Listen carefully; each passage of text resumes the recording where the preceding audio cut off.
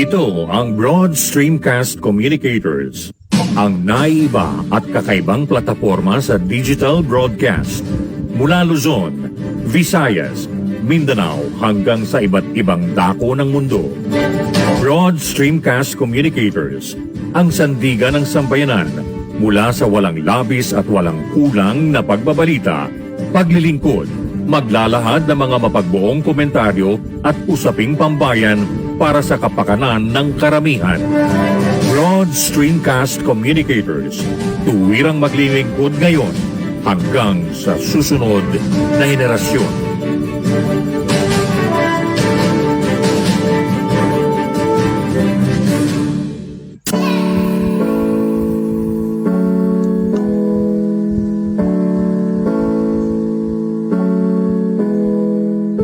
Buhay Online, chikahan at kaalamang pangkabuhayan. Ating tunghayan, pakinggan at tuklasin ang mga pangyayari at kaganapan sa mundo ng online. Buhay Online, chikahan at kaalamang pangkabuhayan. Alamin ang pinaka-latest trends mula sa trabaho at kung hanggang saan na ang narating ng teknolohiyang ito. At ngayon, narito na ang ating host, ang ating Techie Mami, si Jaye C. Bautista.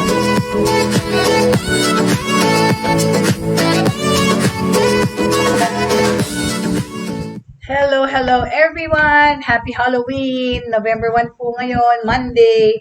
Hello Tita Agnes! Good morning din po sa inyo. Namimiss na po namin kayo Tita Agnes. Long time no see and thank you. Nice to see you po in the show this morning. Hello Jake! Hello all those people watching. Hindi ko pa nakita yung names but good morning and happy Halloween! Siyempre po, iba ang ating pag-celebrate na itong taon na to because sarado po yung mga sementeryo, right? Sarado today hanggang November 3 yata. So, of course, nagpunta na kami advance ng aking happy-to-be last week.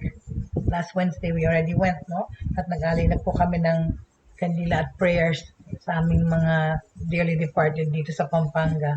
And of course, prayers po for my mom and dad and my relatives, the Bautista and Celestinos. We remember them in prayer kasi po hindi kami rin makapagsama-sama ng mga kapatid ko. But anyway, happy Monday everyone. It's the start of a new week. A promising week ahead of us po. Ano lang po ako sa news na diba, somehow nag-celebrate din ng Halloween ng mga ibang tao. Right, ako po yung aking virtual my colleagues in the ESL industry, we actually had a Zoom, a Google Meet Halloween party last night. Teka nga, pakita ko nga. And pakita ko. Virtual party po kami ng aking mga global ESL colleagues, yung mga co-teachers, co-tutors ko po. Nagkaroon kami ng virtual party kahapon, right? So, let me just show you. Yung mga kasama ko na nagtuturo, of course, ng online English. Ito po sila. Wait, let me see. Let me show you. How we were. Naka-costume pa kami. Right? Ayan, okay. There you go. There's our virtual party, oh. People from Serbia, we had Serbians, we had from South Africa, tapos yung si Shrey, siya yung naka-mask ng parang mumu. Si Shrey is from India, of course there's the Philippines, and there's also from America, so, and Stan there is from Serbia, okay? Right? Yan po ang aming virtual party last night. Right? And yun, we brought drinks and things para mag-celebrate din kami, right? Okay? So that's it, no? Yan talaga ngayon, everything, no? Technology allows it as such na pwede rin tayong mag-celebrate even from afar ng ating mga festivals or holidays. Okay, so yan ang aming virtual party. Happy Halloween. Yan, naka-crown lang ako dyan, parang princess ko na. Alright, so there. Those are my ESL colleagues, okay? Tapos in connection to that naman, di ba, sa Japan, hindi ko malagay yung video eh. There was doon sa crowded train ng Japan, right? Ay, may isang siraulo na sumakay ng train, right? And naka-Joker costume. I don't know if I can show the video. Tapos yun, bigla niya nilagyan ng gasolina yung train, ng crowded train. Tapos sinilaban niya yung gasolina. So nag-start siya ng fire sa loob ng train. Happy Halloween, yun. Arsonist ang pig. Pero naka-Joker costume, right? There's really a lot of crazy people in the world, right? But anyway, naloloka na rin siguro dahil sa pandemya. But anyway, but of course, the Monday signals a promising week ahead of us sa lahat ng mga bagay na gagawin natin sa trabaho, sa buhay. Of course, situations, as they say, are getting better. They said the infection rates dito and other parts of the world bumababa na. Of course, you can attribute that to marami nang nabakunahan. Eh dito din sa atin, pero nakakatawa yung pagbaba talaga ng numbers. And hopefully, by December, yung mga protocols mas lumuwag pa. Right? So, what are we gonna talk about today? Maraming nangyayari. Of course, changes in technology, okay? So, nakakatawa kasi sa Japan, elections happened. They're electing sa kanila kasi partida ang ine-elect, hindi yung individual eh. So, kasi they have parang si Ishida ba yun yung pamalit kay Suga? Pero they had elections now to see kung magre-retain yung what do you call this, standing prime minister sa Japan. Kakatapos yun daw sinabi dahil sa elections yun yung nagwala yung Joker na sa Japan at sinindihan yung kasi hindi na sila happy sa nangyayari sa kanilang gobyerno. But see, kasi in Japan they can't vote like us na you can vote individually or the people vote who they want to head the country. Sila kasi partidas lang, for example, Republican tsaka Democrat. Yung isang party lang ang iyong iboboto. Tapos sila, within that party, sila ang maglalagay ng taong gusto nila ilagay. So, wala pa rin say yung mga tao kung sino gusto nila mag-lead sa country nila. Right? So, okay. Merong news the other day, right, about elections in connection to that. From Philippine Star. In the 2022 polls, it will be election season featuring, diba, sa mga kampanya kasi kung sino-sino na ang kinukuha para mag-campaign, right? Okay, all right. Tita Agnes, yes, good morning. Pakibate, all right. I'd like to greet also Tita Agnes Lakap, that's all the way in Arayat, tsaka ang kanyang mga apo na sina Ken at Alexia Dairit. Alright? So, I'd like to greet Ken. Hello, Ken. And Alexia Dairit. This is Tita Jaye, okay? Good morning, and thank you for watching. So, yun, as I was saying, dito sa election, pati mga K-pop ay commission para what do you call this? Mag-campaign for the mga candidates, no? For office. Majo's first brush with K was super catchy. Di ba yung Maho? Majo ba? Maho. Hi there, Angelica. Good morning, Angelica. Happy Monday. Majo ba or Maho yung pronunciation itong K-pop group na to na nagpasikat ng Sorry of Super Junior in 2009. Just when the Philippines was in another election season nung panahon na yon. The global hit Sorry reminded her of the earworm jingle of a political candidate. I remember that was also election season then in my head. So talaga naman, ayun ibig sabihin. Maraming gagamit ng mga K-pop songs sa election. Pero syempre, you have to pay for the rights, okay? Syempre naman, maraming mga milyones na budget yung iba doon ilalagay, no? This year, Super Junior has just celebrated their 16th anniversary since their debut, Sorry Sorry, has cemented its record in K-pop history. Several other K-pop acts became household names. So, sa Philippines, the election season nga na, di ba? Nangangampanya na. Alright? And K-pop may be taking a more active influence sa mga voters. This time, outside their earworm beats, the Maho found herself among those galvanizing and mobilizing the thousand-strong K-pop fans in campaigning for the candidate. The Commission on Elections has recognized the potential of tapping the K-pop world to speak to a particular segment of people. Of course, yung mga kabataan. Hi, Angelica. Yes, happy Monday to you. All right. So, nung July 15, in an interview for Howie Severino's podcast, Comelec spokesperson James Jimenez stressed that as a communicator, he cannot just focus on one thing, but continuously look into how Comelec can be more relatable. Delving into a pop culture and K-pop, primarily to global sensation Blackpink, has become Jimenez's way to reaching a group that normally wouldn't even pay attention to what I'm saying. So yun na nga, gagamitin nila yung mga K-pop artists sa part ng kampanya nila by using yung mga catchy tunes, right? Pero like I said, syempre, kasama yan sa budget, nagbabayaran mo yung rights nun, okay?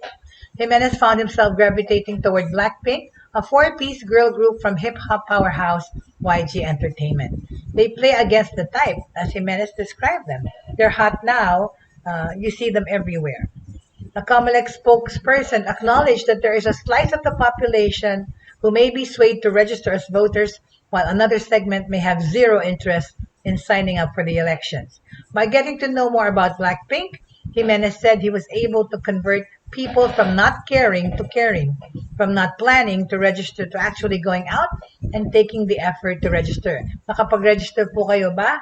Ako, for the first time in many, many years, I'm going to vote. Ako po ay nag-register dito sa Pampanga. At ako'y boboto. Why for the first time? You know, and yun pa, and in connection to that, no, sasabihin ko na rin, efficient na ngayon, yung national ID po, madali nang applyan. I already applied for that too. Okay? And the best measure of this would be the high number of new registrants that surpass Comelec's estimation. As of September 11 kasi, bringing the total of registered voters for the 2022 elections to 63.36 million, okay? Way above the projected 59 million. So, mas marami nag-register ngayon. Talaga naman, mas marami nang gusto ng pagbabago. Sana naman, please, okay? Iboto nyo yung alam nyo makakatulong, right? Hindi because of popularity. Okay? So, we have gone past the projection of 59 million voters.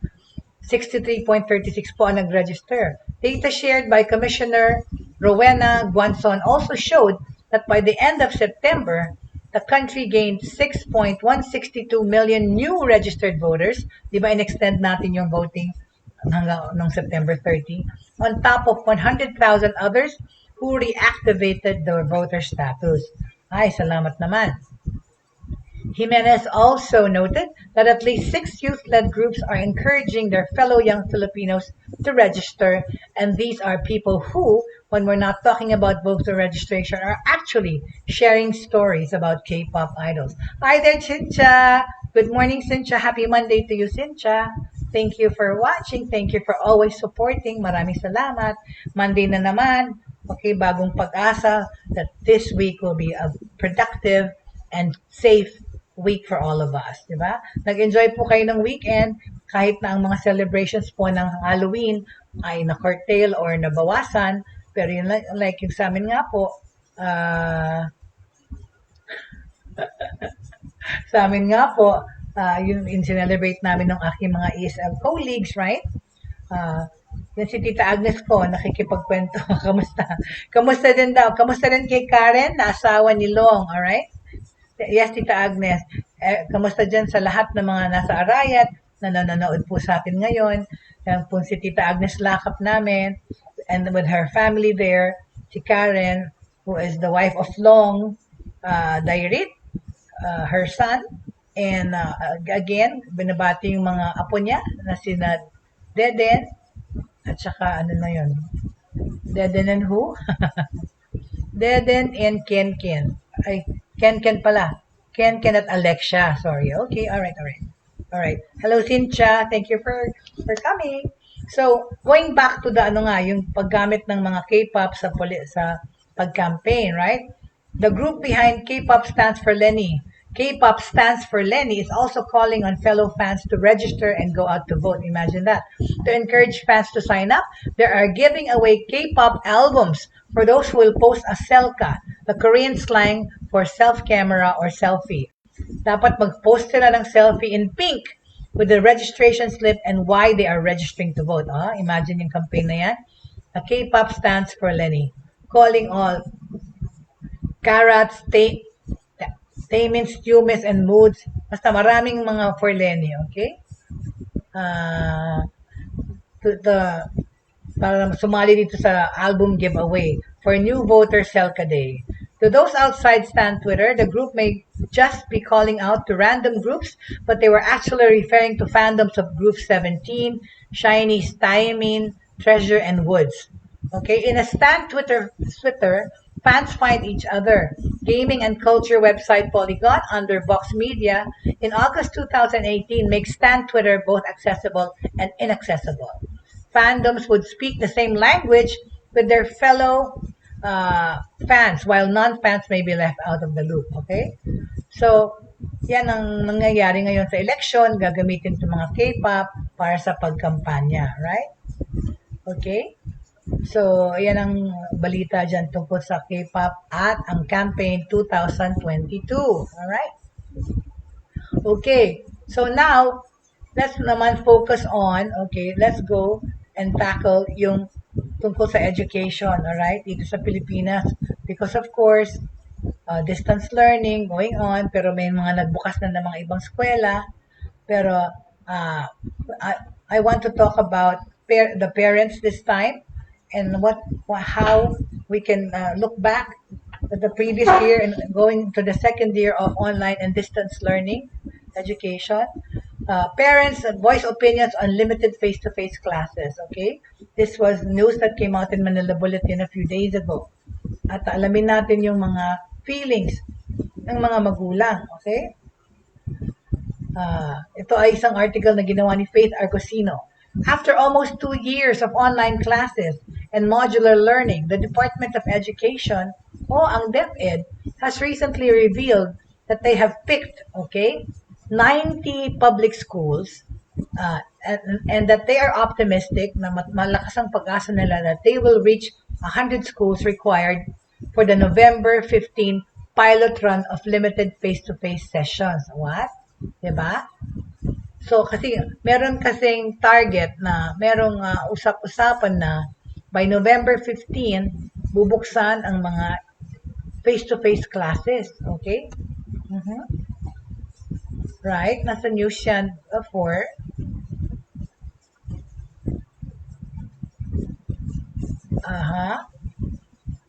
hold on a second, right? Sandali na. Yes, there's word that several schools have been earmarked to open by November 15.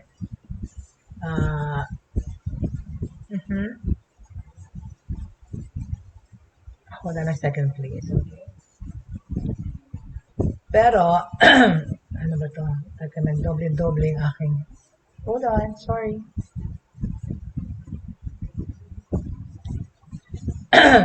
Excuse me, okay?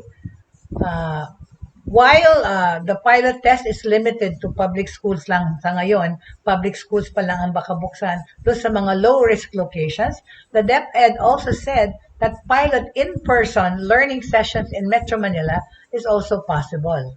Or yung mga tutor na face-to-face, okay? Upon hearing the news, Elizabeth Benza, isang magulang of an 8th grade student who works as a bookkeeper, expressed hope for the return of in-person learning.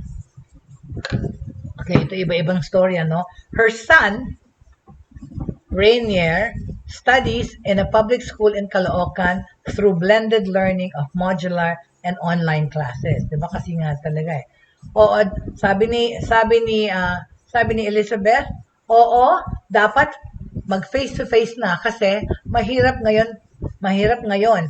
Paano kung ang estudyante ay walang gadget o pang-load, hindi makakapag-online class?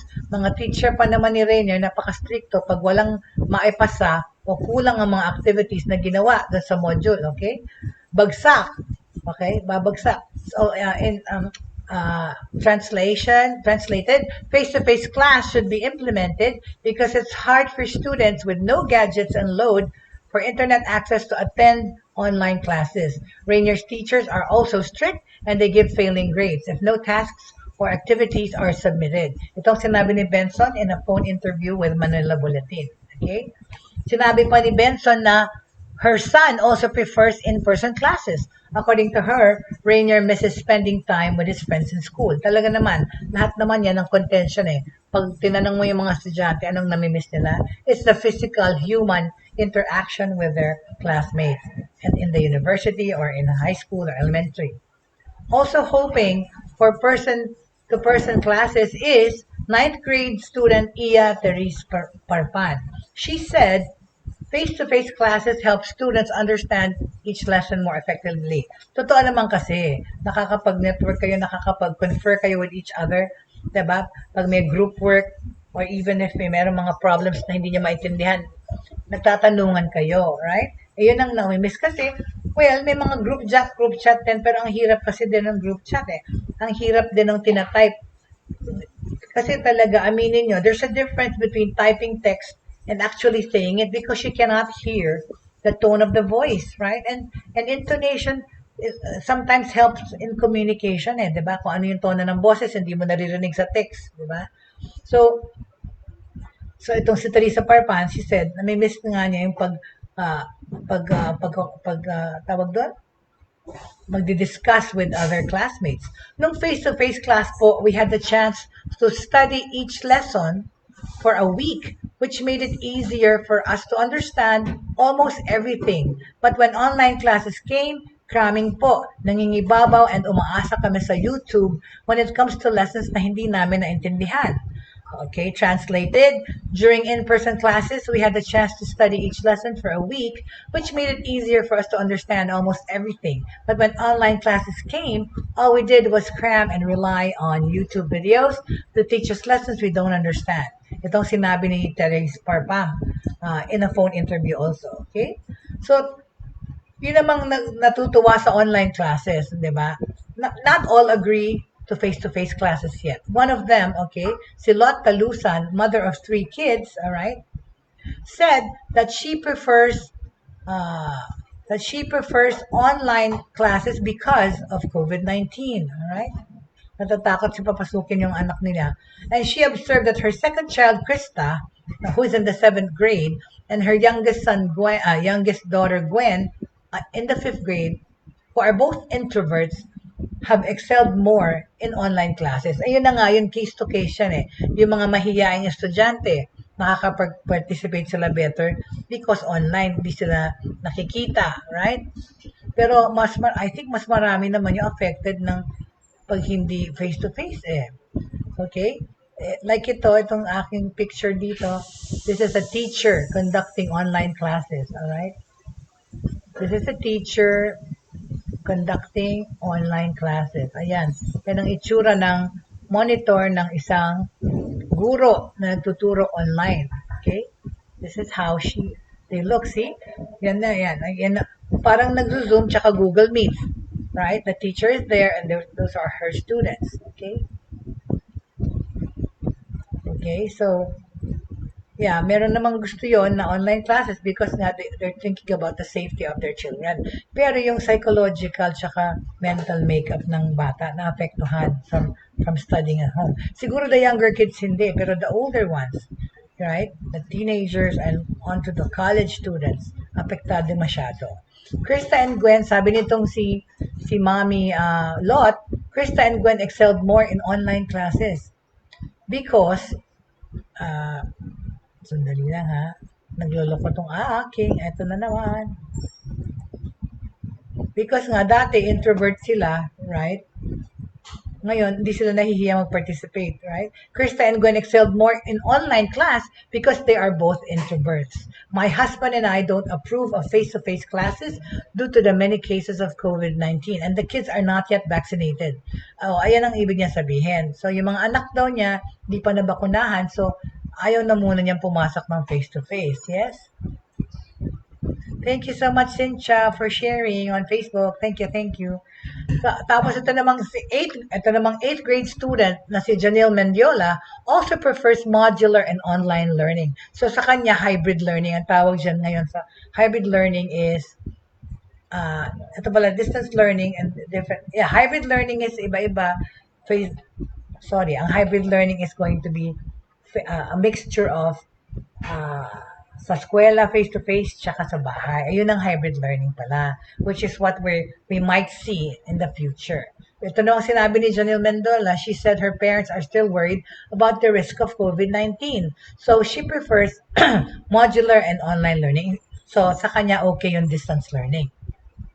Sabi ni Janelle, mas gusto ko po yung online kasi di pa po ako nagpapa-vaccine. Tapos, di pa okay sa parents ko face-to-face kasi may pandemic pa. Siguro, mas safe kung online muna. Ayan ang sabi niya. In other words, I like online classes better because I'm not yet vaccinated. My parents are not okay with face-to-face classes due to the pandemic. I think it's safer to do online classes, she said. Kung ano po, kayo po ay nagwa-wonder bakit tinatranslate ko pa, alam niyo po naman ang ating broadcast ay international, right? So, of course, Facebook spans across borders of countries and all. So, and lalo na po, nasa YouTube na rin po tayo. So, it's only right po that we speak in English too, right? So that mas marami pa tayong na ma-reach na audience at matulungan. Alright? So, okay, another feedback naman. Sabi ng second year nursing student na si Jen Balahadja, she said that online classes are ineffective for her. Ito ay nursing student, ha? This is someone coming from the medical field because she can't handle the pressure of fast-paced online learning. But that's not her only problem. She also had to stop her studies recently due to financial reasons brought on by the pandemic. Okay? Bali, nawalan kasi ng work yung dalawa kong kuya. Yung eldest na lang yung nagpo-provide sa amin. Nag-stop ako temporarily kasi bukod sa hindi ko kaya yung pressure ng online learning, financial reasons din. Hintayin ko na lang kasi mas okay talaga face-to-face, especially sa course namin kasi may internship and laboratory subjects. Although nagbukas na yung mga ibang schools ng lab, right? Like yung UST and other schools that I mentioned in the past episodes, okay?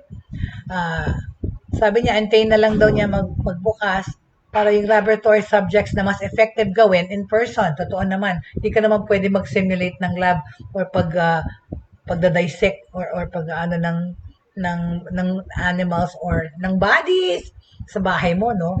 Okay, in translation again, my two brothers lost their jobs and my eldest brother is the only one providing for us all. I stopped not only because of the pressure of online learning, but also due to financial reasons.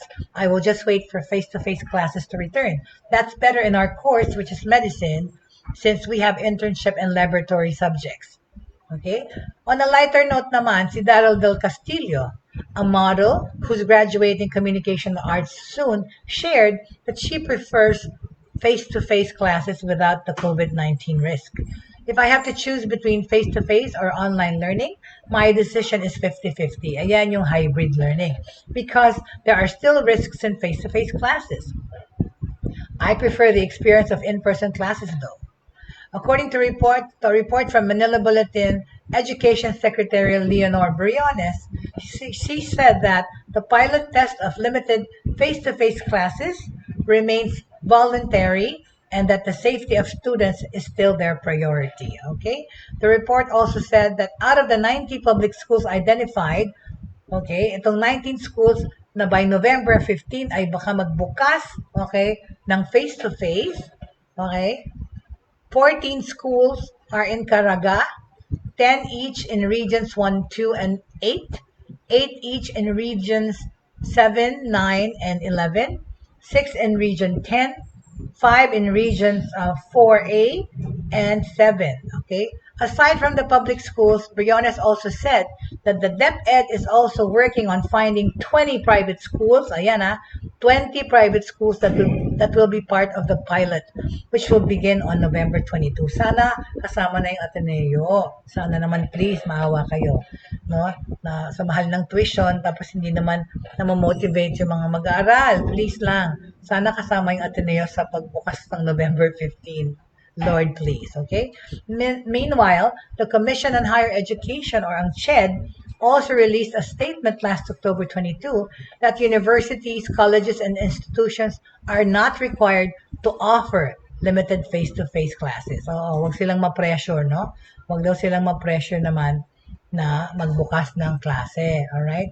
Kasi pinipili naman yung mga pilot, okay? Pilot classes, right? Na gusto magbukas, okay? Alright.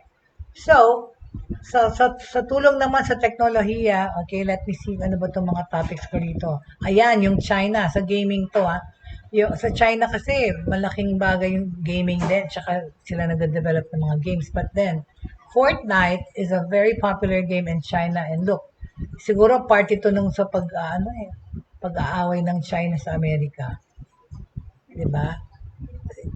Kasi they stopped allowing on English learning in China. Do you know that? The schools, they stopped the schools, they closed down the schools that are teaching English.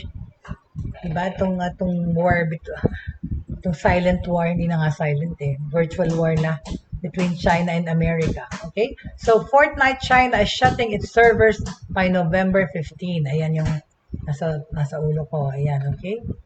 Bakit? Alright, alamin. Alright? Okay, hold on a second. Alright, okay. Fortnite siya, ano nangyari? Nawala. What happened? Sorry. Na-X out ko. Ayan. Okay. Fortnite players in China, okay, had a very different experience with the game than their Western counterparts. They couldn't buy the in-game V-Bucks currency, and challenges are only available for 3 hours a day in order to discourage more lengthy gaming sessions. Alam naman nating lahat sa China controls everything, okay, from their social media to the news, right? Anything. Sila ang nagdidictate ko anong pwede nyo panoodin, sila ang nagdidictate ko anong pwede nyo laruin, sila ang nagdidictate ko anong pwedeng mga apps na gamitin. Bawal doon, walang Google doon, bawal mag-Facebook, YouTube, anything American, wala. Okay? Wala. So, yan, itong mga naglalaro ng Fortnite sa China, limited ang kanilang access or features, right? So, but that all changes now by November 15 because Fortnite China servers are shutting down. Oh my gosh, right? The test of Fortress Night has come to an end. We will shut down the server in the near future. Itong sinabi sa gaming site. New players will be cut off from signing up to Fortnite, which is called Fortress Night in China. How sad. So, on November 1, okay, doon pa lang, hindi na makaka-sign up ang mga gustong sumali. By November 15, the entire server will be shut down. Oh my gosh. Thank you for everyone who boarded the bus and participated in the Fortnite test. Test lang pala daw. Fortnite China's closure comes amid a year-long crackdown on big technology in the country. In the past year, Chinese authorities have fined its tech titans billions of dollars, declared cryptocurrency services illegal, and signed sweeping new data privacy rules into place. Video games have been hit hard. Children are restricted from playing more than 3 hours a week.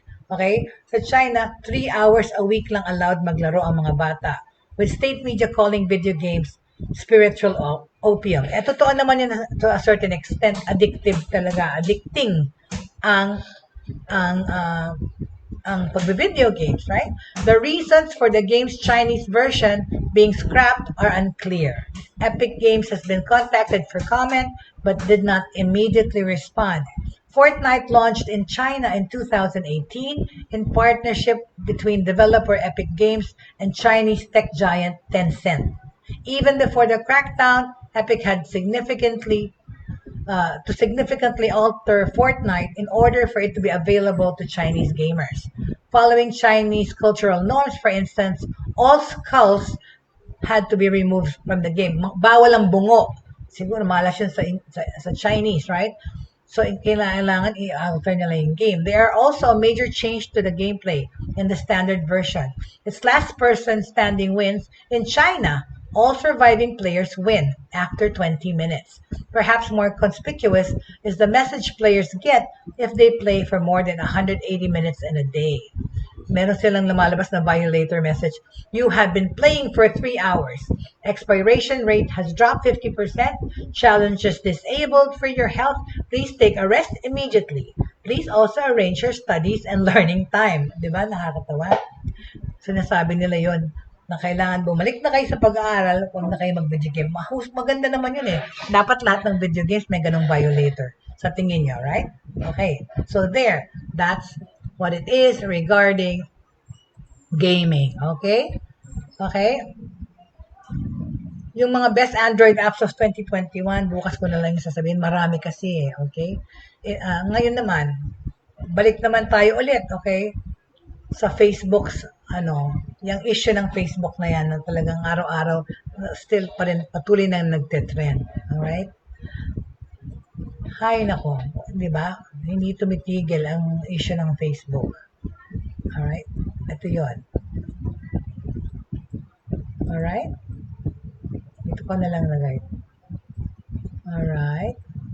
So, what about it? Well, okay. Sabi ng Facebook head, sinasabi nila sa UK that it doesn't amplify hate daw. Kasi, di ba, talagang yung sinabi ng whistleblower na yan, totally affected them so much, right? And, kaya nga,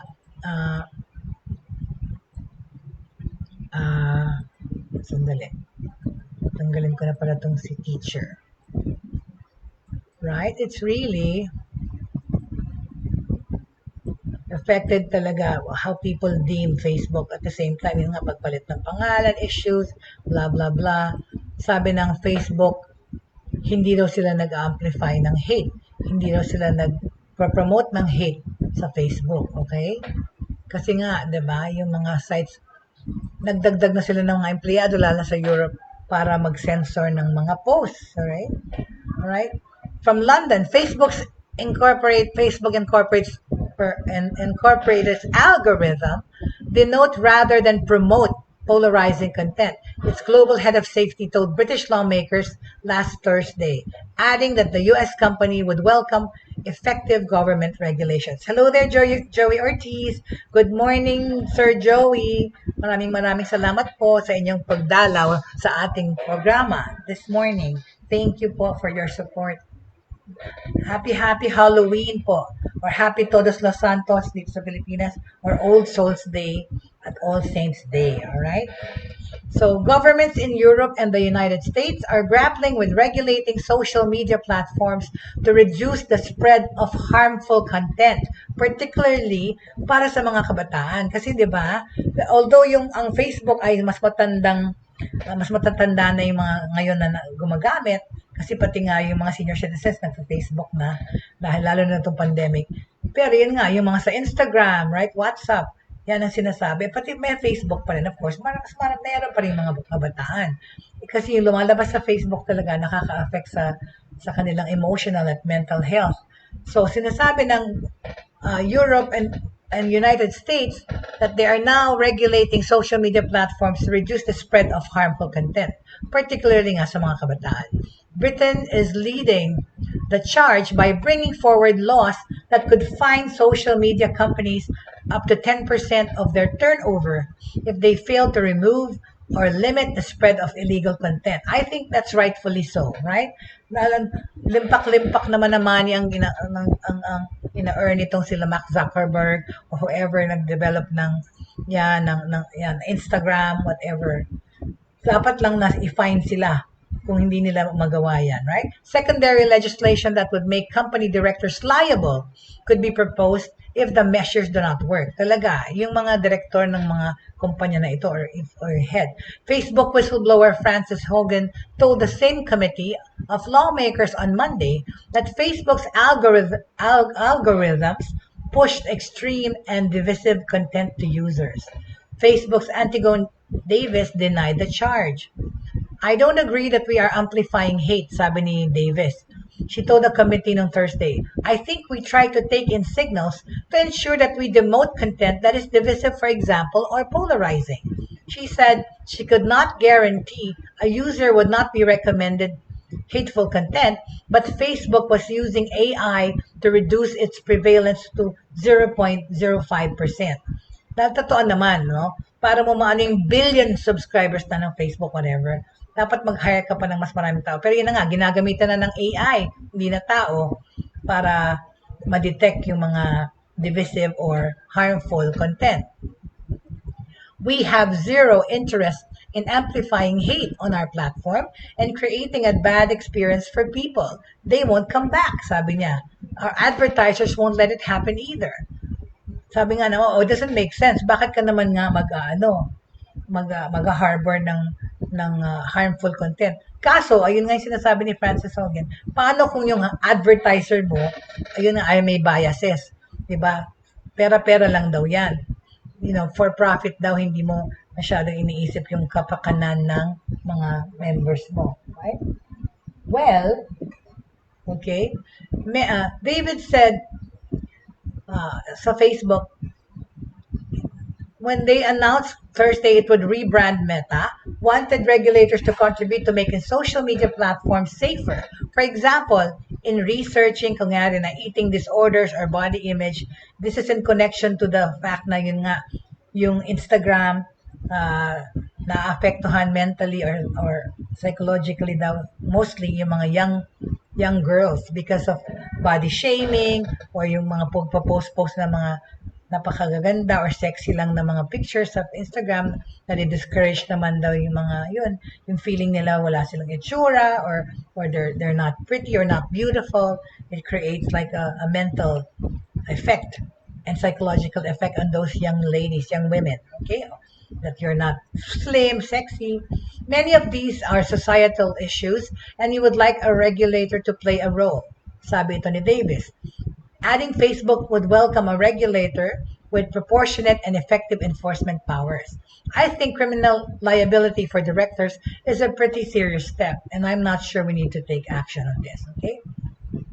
So yun ang sinabi ng Facebook regarding yung sa harmful na naman. Sabi na they're trying to do everything to control it. Okay? And we'll go with the government's laws. Alright? Okay? Ano naman? Okay? Tungkol naman sa mga phone natin, di ba? Because with social media marketing, intrusion of these ads, right? On social media, on the internet, lalong-lalo na rin pati sa mga phone natin, lahat na yan ng mga cyber criminals or even if yung advertisers, lahat-lahat ina-attack na tayo from all aspects ng virtual communication. So, dito I'd like to talk about how do you stop these spam calls, diba? Sometimes we get spam texts, spam calls na nakakairita na. How to stop spam calls? Like lalo na sa Amerika yan ang dami-daming spam calls na nangyayari. Ayan. How to stop spam calls? Every way we know to block this annoying AI-infused calls. Okay? Alamin natin. Alright? So how do we stop these calls? No matter if you own an iPhone or an Android, you've probably experienced in one way or another at least one pesky spam call or a text that's annoying. Although sometimes these robocalls look to be from authentic phone numbers, they leave intimidating messages. Di ba? Dito rin nangyari yung mga collector na naghaharas mabuti. Like yan na nga yung mga loan na yan. Loan na nangyari na yan na crimes, di ba? Although they leave intimidating messages or alarming messages or calling to action. Sometimes they claim coming to be from your bank, okay, from your bank, from your work, okay, or other government agencies. right? Some even threaten you with jail time over not paying your taxes or your loans, right? But no matter what the calls say, one thing is for sure, diba? They need to stop. Kasi lalo na sa Amerika, may law talaga against ganyan, pag-harass, pati pang-kolekta, hindi dapat ganon. Itong mga OLA ba to, sa atin loan apps, yung na feature natin before. We can feature that again in the future to talk about the updates, okay? Okay, now let's talk about spam calls again, okay? Spam calls have been an annoyance for many years now, especially sa America. This year alone, Americans are expected to get over 52 billion robocalls or robot calls, according to Umail, a company specializing in blocking robocalls. Sa America, may company Umail, as in Y-O-U mail. They block those calls. Di ba? Ang ganda. Sana tayo rin, right? Earlier this year, the Federal Communications Commission aimed to wrangle the robocall problem by requiring major wireless carriers to start using steer-shaken technology. Steer-shaken verifies all incoming and outgoing calls for wireless carriers that are routed through their networks. By verifying each call, carriers can reduce the number of fake or spoofed calls, but it only stops robocalls on one avenue. Okay, so it's not the means to an end. You may still get the spam calls for free trips or fake notices that your student loan payment is overdue or yung mga loan nyo ay overdue na. Okay? Basta Google nyo na lang yung steer shaken, alright? Para malaman nyo kung ano tong app na to. So, how do you keep annoying robocalls at a minimum? Kasi hindi mo totally mabubura eh, okay? There are some easy ways you can take to help reduce these robocalls, okay? Okay, makinig please, alright? Unang-una, don't answer calls, okay? Don't answer calls from blocked or unknown numbers. Exactly, especially hindi nyo alam, hindi nyo kilala, walang ID. Don't answer it, alright? Don't answer calls from numbers you don't recognize, okay? Kung hindi nyo talaga kilala yung number, o kaya nakalagay mismo unknown number, huwag nyo nang sagutin, alright? Kasi talaga nowadays, kung saan nakukuha yung mga virus, yung mga cyber criminals na yan na nag-phishing, nagpapadala ng malware, okay? Sunod, don't assume an incoming call is really from a local number just because it looks like a local number. Basta walang ID at walang pangalan sa inyo, huwag nyo nang sagutin. Okay? Ano pa? Don't respond to any questions that can be answered with a yes. Kasi ang voice activation, di ba, meron na ngayong mga ganyan app software. Yes, no, yes, no. Wag na kayong sumagot ng yes or no. Wag nyo na lang sagutin, right? If someone calls you and claims to be with XYZ company, kunyari, hang up and call the company yourself. Use the company's website to find an official number. That's right. If BDO was calling or SM or whatever, or yung kunyari yung barangay or city hall nyo, huwag nyo nang sagutin. Okay? I-verify nyo muna, right? If you do answer a call, for example, nasagot nyo, okay? Tapos and you hear a recording saying, hello, can you hear me? Don't hang up if this is AI or robots talking to you, okay? The same goes for a call when you're asked to press a number before being connected to a representative, okay? Oh, wag din yon. Wag din yung mga customer service calls or biglang makakarinig kayo ng ting, ding, ding, ding, ding ng music. Wag na. Baba nyo na kaagad, right? When you answer a call and interact with a voice prompt or by pressing a number, it lets spammers know your number is real. See, ayun yun pala. Pag in-acknowledge nyo yung tawag, kahit na voice lang yung, or mechanical lang yung nasa kabilang side ng call, wag na kayong sumagot kasi your voice activated message will know that your number is real. They can sell your number to another company or begin targeting your number more frequently. So do not answer, okay? When it was first launched, Google's call screen feature went against the FCC's advice by answering and interacting with a robocall on your behalf. However, Google added new features to call screen for its Pixel phone lineup. The feature can now detect robocalls and spam calls and block them before they ever reach your phone. Magaling, magaling. Google Assistant will interact with the caller, and if it determines that the call is legitimate, it will route the call to your phone. So, ini-screen na nitong Google's call screen. Galing, right?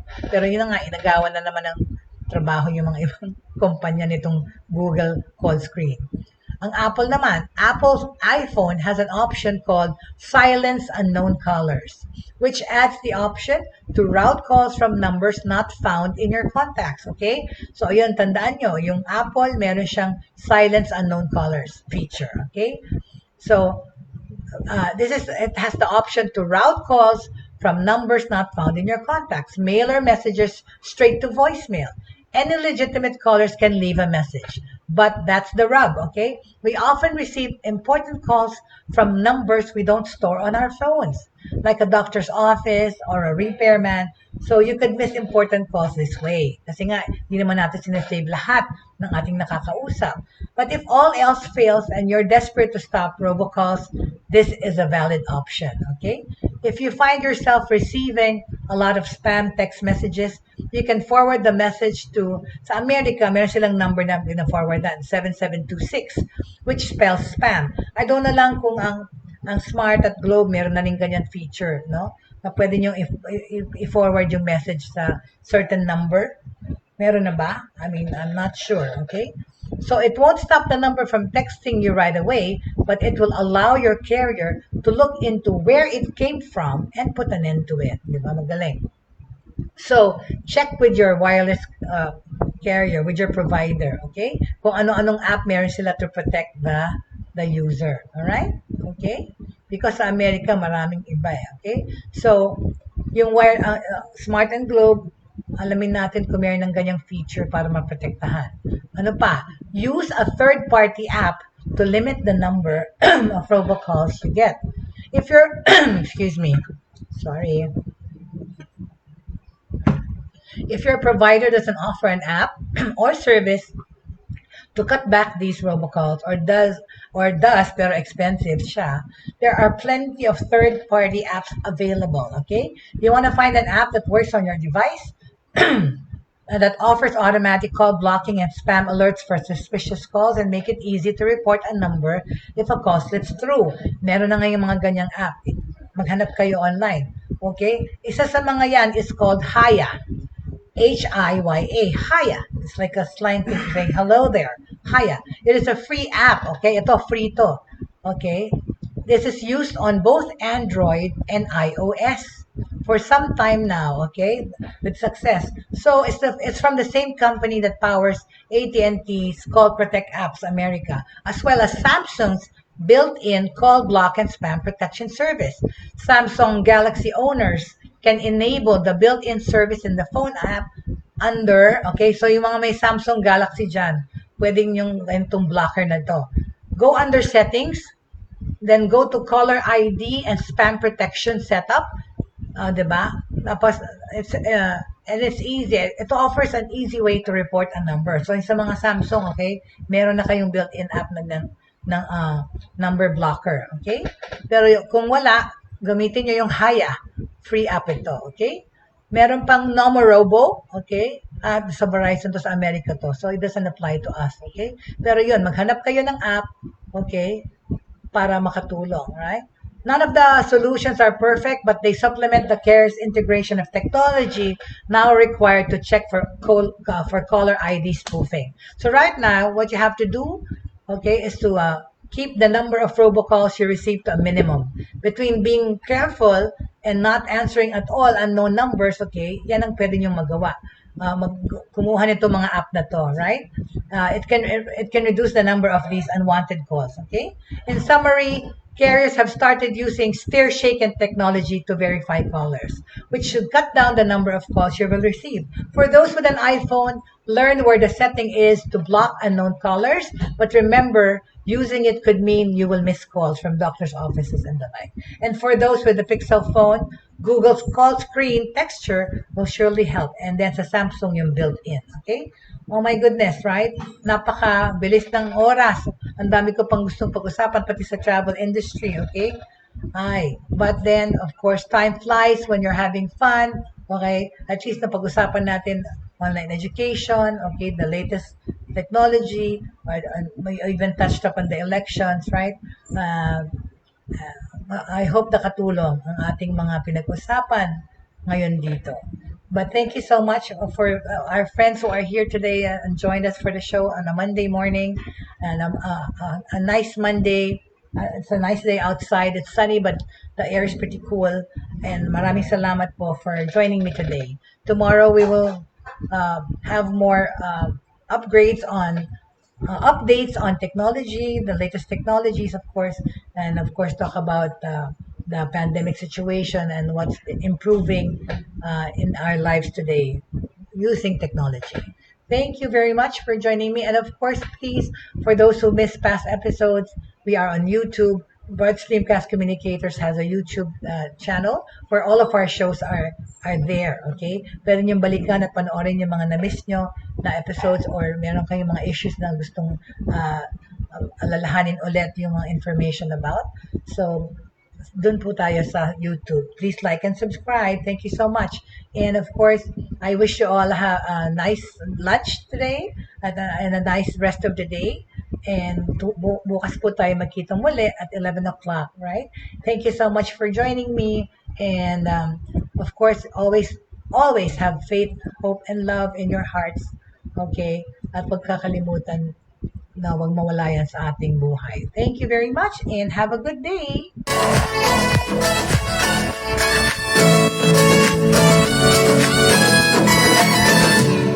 Inyong natunghayan at napakinggan ang mga makabagong pamamaraan sa mundo ng online sa pamamagitan pa rin ng Broad Streamcast Communicators.